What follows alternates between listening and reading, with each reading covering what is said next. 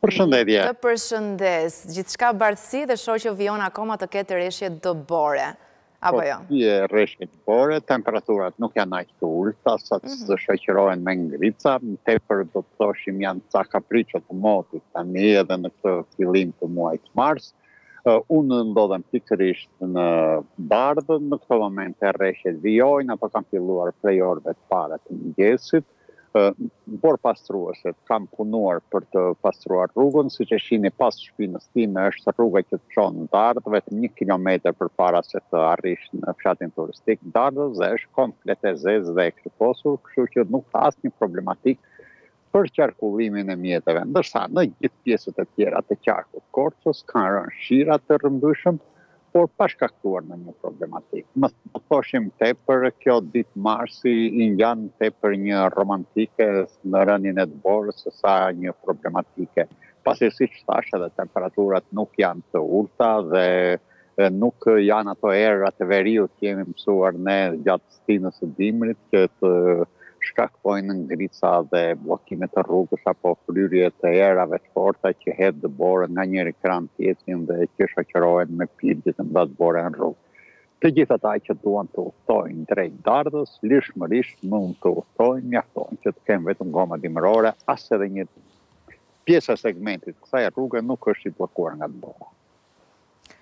Asnjë segment nuk është i bllokuar, nga ana tjetër zakonisht kur është koha e tillë Landi ka dhe probleme me energjinë, si paraqitet aty situata? Fshatrat i furnizojnë gjitha me energji elektrike?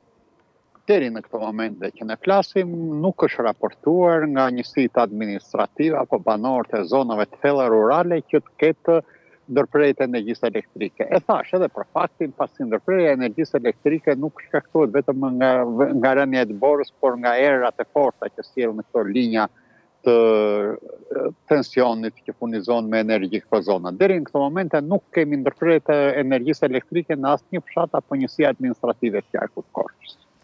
E kuptoj. Ndërkohë nga ana tjetër, duke se gjithçka është nën kontroll dhe nga autoriteti rrugor shqiptar, çka do të thotë rrugët janë të gjitha të kalueshme. Dhe dihet që Dardha është një vend që thith turist apo jo, shkojnë pushues për të shijuar edhe stinën e dimrit.